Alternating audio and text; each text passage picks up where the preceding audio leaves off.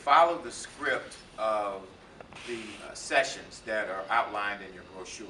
But you also have life skill classes, the art of dressing, the art of communication, conflict resolution. They're not the reading and writing classes that are taught at schools.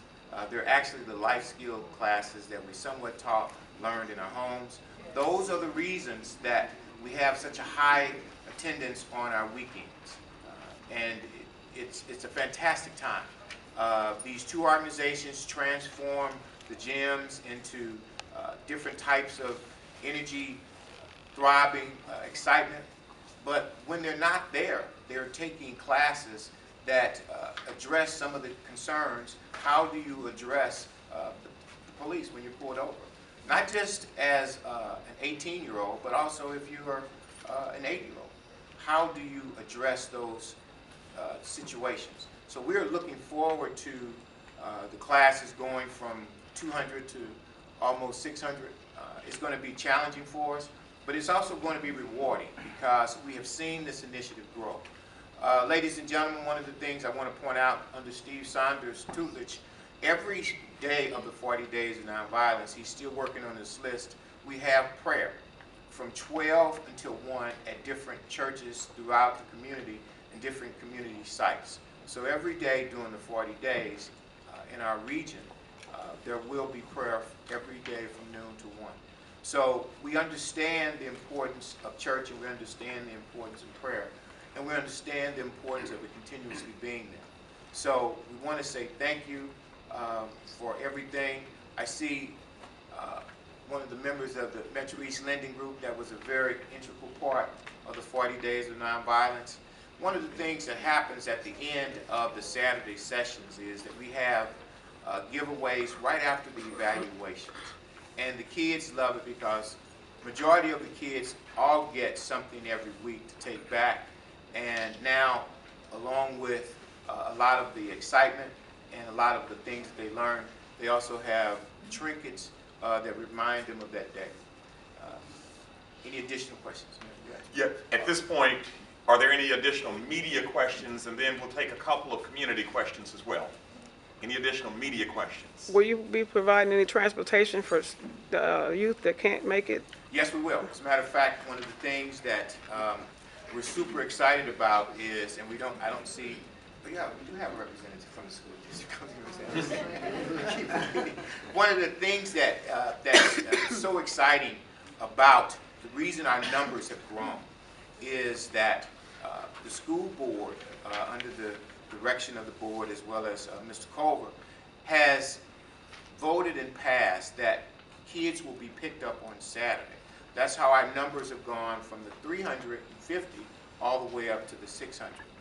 And those buses will start going, I think, about 7:30 because breakfast starts at 8 and goes to 8:45. So the last student, I think, is dropped off. The last bus pulls up right at about 8:20, 8:30. And then they're all picked up, those that are dropped off at 4 o'clock. We have a full day. And where will you be picking them up at? Where can they go to get a bus? Those determinations are done by the school district. Okay. So, but the other bus that I know is being picked up, kids are being picked up, is at Lovejoy, City Hall. The mayor there, and I don't see her. We have one bus that is picking up at Lovejoy, and I think it's 38 kids that will be bused in the morning for breakfast, and then the rest of the day's classes on Saturdays. Mr. Dancy. I had a two-part question. The first part of my question was, how have the parents responded to the Saturday sessions that you all provide? And do you have life skill training courses for the parents that are dropping their kids off at these events on Saturdays and throughout the process? That's an excellent question, and I'm going to defer the first part of it back to Joe, but you hit an excellent point. It's not just for the very young people. This 40 Days of Nonviolence initiative is for also helping with some of the parenting skills that will be needed. And that's one of the reasons that we have so much incorporation with Leslie Bates Davis Neighborhood House, Catholic Urban Charities, the Christian Activity Center, Sunshine's Cultural Arts Center.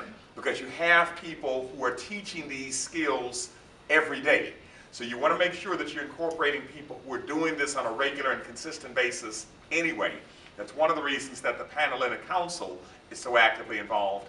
Every one of these organizations has some type of mentorship program, or the top teens of the TLOD program. They are doing this on a regular basis anyway. So they have to know how to help bring parents along in the process as well. For more information, I'm sure you'll be able to find it on the website.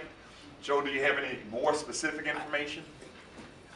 To answer the question straight to the point, I think the kids absolutely loved the Saturday sessions. They ended at 1 o'clock. Now they're going to be ending at 4 o'clock.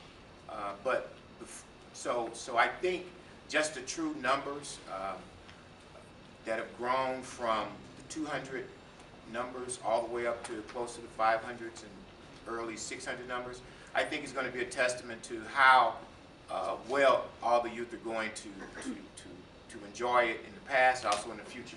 But I like one of the organizations who dealt with either the event at the high school or on a regular basis the events that were at the Senior Citizen Building, because depending on who you talk to, those that had events at Clyde Jordan Senior Citizen Building, they say that those were the best events of the entire 40 days.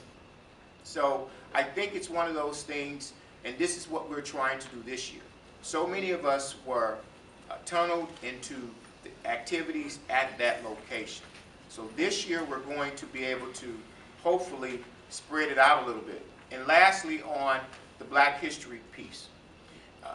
During the 40 days, some got a chance and an opportunity to look at the exhibit that was here at City Hall. That will be back.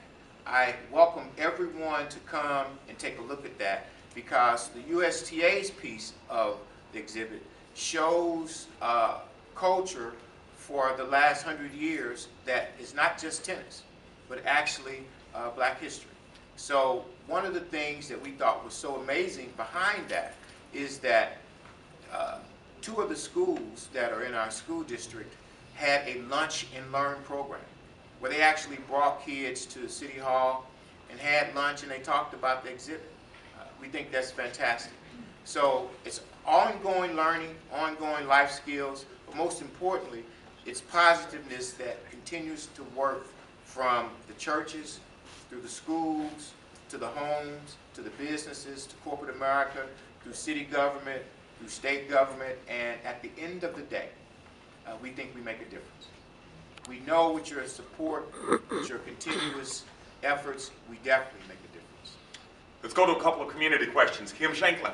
Look, how can we get to the heart of the community to reach our children and their parents? And will we have people who will be going out into the communities to raise awareness, to draw the people to the issues to try to get them to participate? That's an excellent question, Kim, and that's why I want to go back to what I mentioned before about having precinct representatives and individual block captains, individuals who might be able to go into the area near 39th and Waverly, the area near the west end of the John DeShields, the area near the Samuel Gumper's homes.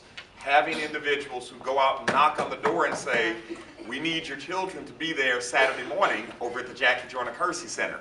Because it's not just on this committee, it's not just on individuals who are doing this on a regular basis, but it's also on individuals who are the leaders of the communities to go out and pull people in. Because if we don't get that population, we're missing part of the mark.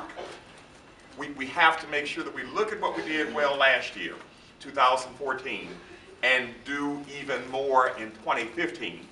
One of the keys to doing even more is making sure that we do fully bring the entire community along. I mentioned the thing about a gang summit. One of the things that we have in the greater East St. Louis community, unfortunately, is people who are shooting each other because of beefs and vendettas. Right. The way you deal with that is you get the people who are supposedly the angry ones into a room and say, guys, what's really going on here? And let's deal with this. Exactly. You have to do that. That's right.